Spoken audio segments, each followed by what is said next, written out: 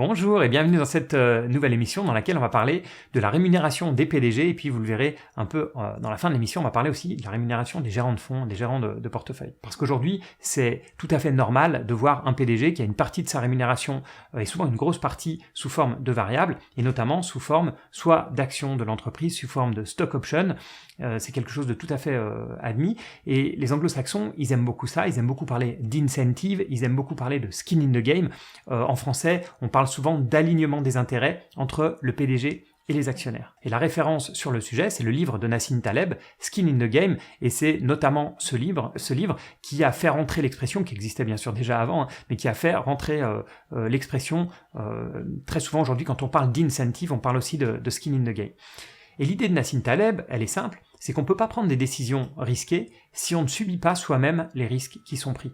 Et dans le cas d'un PDG, s'il ne détient aucune action de l'entreprise, ou bien si sa rémunération elle ne dépend pas du tout du cours de bourse, il va prendre des décisions sans en subir les conséquences, ou plutôt souvent sans en subir les conséquences négatives. Et Nassim Taleb prend comme exemple de Skin in the Game l'un des premiers textes connus, qui est le Code de Hammurabi, qui est un texte de loi gravé dans la pierre par le roi de Babylone. Et dans ce texte, il est écrit que si un architecte construit une maison et que cette maison s'effondre et tue son propriétaire, alors l'architecte doit être condamné à mort. Et si c'est le fils du propriétaire qui meurt, le fils de l'architecte doit mourir, etc., etc. Et ça, c'est un exemple, évidemment, de skin in the game qui pousse à construire une maison le mieux possible. On imagine bien que vous pouvez mettre toutes les normes de construction que vous voulez. Un architecte pourrait éventuellement essayer de les contourner, alors que si vous mettez ce type de règles, évidemment, il va construire la maison la plus solide possible. Alors, lier la performance des PDG à celle de leurs entreprises, ça peut paraître une idée évidente, mais en fait, ça n'a pas toujours été le cas. Et en fait, ce qui a fait bouger les choses, c'est un article très connu de Michael Jensen, un prof de Harvard, qui a écrit un article donc en 1990. Et dans cet article, il explique que la rémunération des PDG devrait être liée à la performance du cours des actions. Et il montre déjà que les PDG ne sont pas si bien payés que ça. Il montre que depuis les années 30, finalement, la rémunération elle est quasi stable si on prend en compte l'inflation, voire même que qu'en moyenne, on est un petit peu moins, les PDG sont un petit peu moins payés que dans les années 30. Et surtout, il montre que leur rémunération n'est absolument pas liée à la performance. Et son étude montre que pour un gain de $1000 pour l'actionnaire, le PDG ne voit sa rémunération n'augmenter que de $2,59. Et dans son étude, il prend en compte les salaires, les bonus, les stock options, les actions détenues, etc. C'est vraiment du tout compris.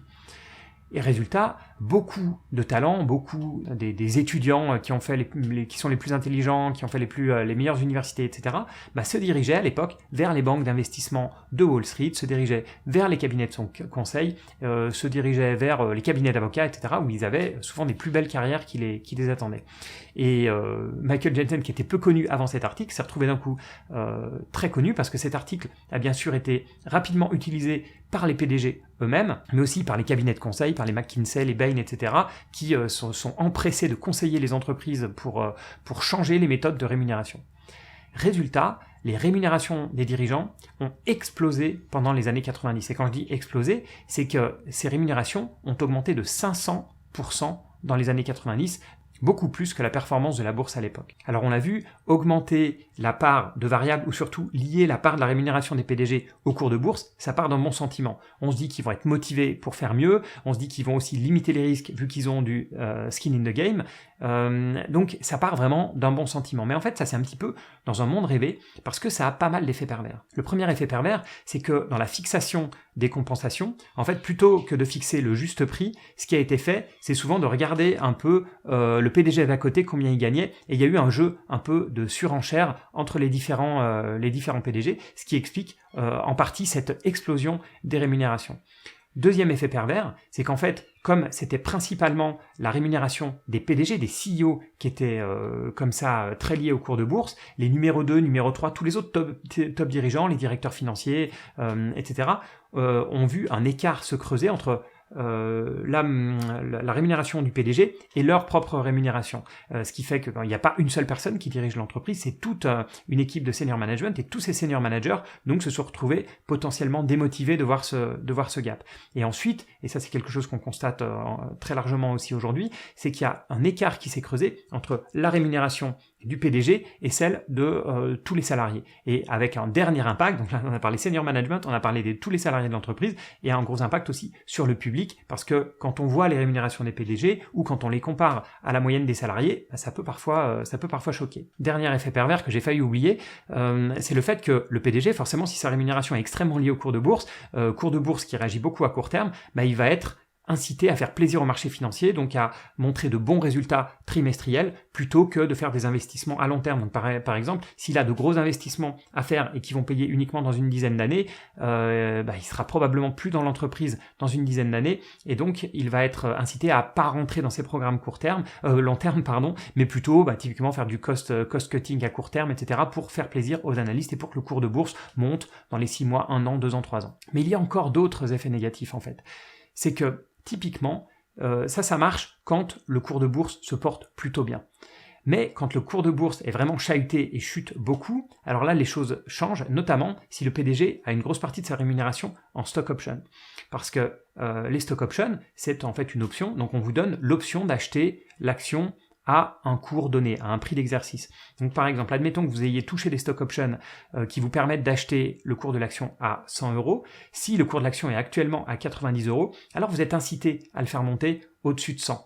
Et déjà c'est totalement faisable, et en plus dès que le cours va passer au-dessus de 100, vos options vont commencer à avoir une valorisation qui va très fortement augmenter. Il y a un gros effet de levier. Mais si à l'échéance, parce que ces stock options ont toujours une échéance, si à l'échéance le cours est en dessous des 100 €, alors les stock options ne valent plus rien. Donc tant qu'on est un peu en dessous des 100 € ou au-dessus des 100 €, vous êtes toujours bien incité, on va dire, à faire le mieux pour l'entreprise et pour les actionnaires. Mais le problème se pose quand il y a une crise qui a eu lieu, quand l'entreprise ne marche pas très bien et que le cours de bourse s'effondre.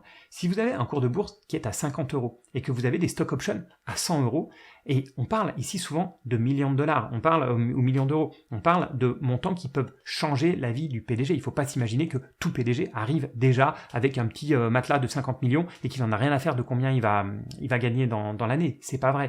Donc ça a une grosse incitation pour eux. Et donc quelqu'un qui se retrouve avec un cours de bourse à 50 et des stock options à 100 €, il va être tenté de prendre des paris risqués. Parce que pour lui, finalement, que le cours de bourse soit à 50, 55, 60, ça n'a aucun impact, en tout cas en termes financiers directs, alors que si le cours de bourse passe au-dessus de 100, il va retrouver ses centaines de milliers ou ses millions d'euros. Donc, on le voit bien, en fait, surtout la partie stock option, ça peut avoir des effets néfastes, en fait, en termes d'incitation. Et ce type de comportement, c'est typiquement ce que j'ai vu dans des salles de marché, alors soit au niveau des traders de banque, mais je l'ai vu aussi dans des hedge funds.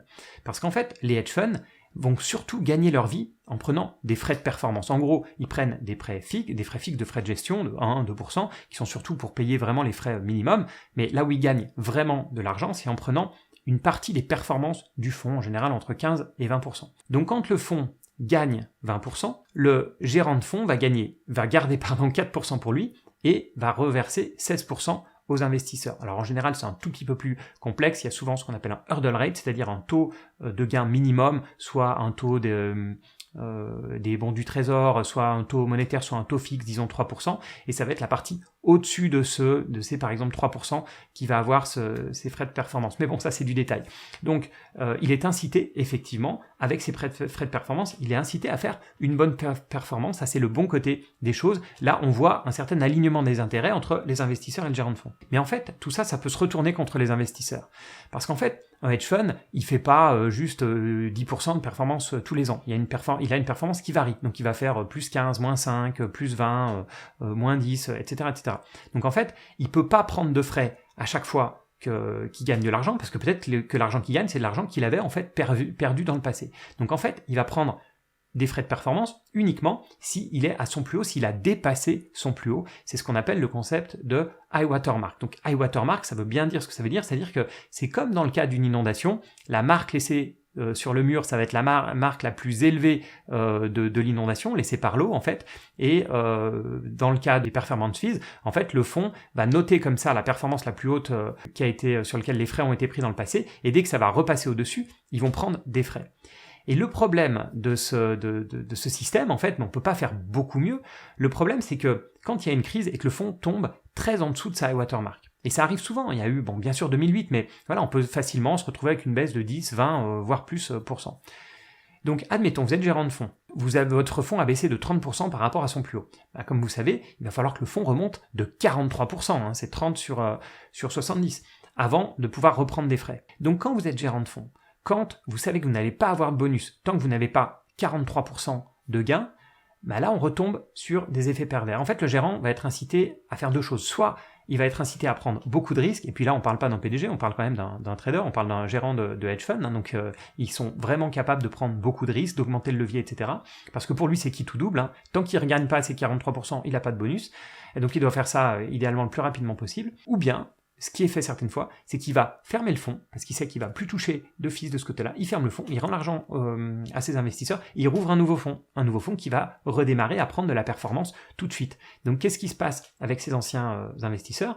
En fait, les investisseurs, quand le fonds montait, le fund manager prenait ses 20% ou ses 15%, il prenait ses fees, ça s'effondre, le fonds est clôturé, et donc en fait, les investisseurs ont payé beaucoup plus que 15 ou 20% de performance fees, parce qu'à la fin, ils ont eu une performance qui était bien moins bonne que celle du high watermark, voire même certaines fois une performance négative, mais pour autant, ils auront payé des frais de performance. Donc en fait, ces frais de surperformance, ces frais de performance pris par les hedge funds, c'est une fausse bonne idée, en tout cas selon mon point de vue, en termes d'incitation. C'est pas un vrai alignement parce qu'il y a cet aspect optionnel en fait. Donc c'est pas un vrai alignement avec les investisseurs. De la même manière que les stock options, c'est pas un vrai alignement avec l'intérêt des actionnaires. Il vaut beaucoup mieux que le gérant de fonds ait une grosse partie de son patrimoine investi dans le fonds, c'est le plus classique, ou bien il faut que le PDG touche des actions et plutôt que cet aspect optionnel, donc des stock options ou bien des frais de performance. Mais c'est un sujet compliqué, la compensation, la rémunération, soit des gérants de fonds,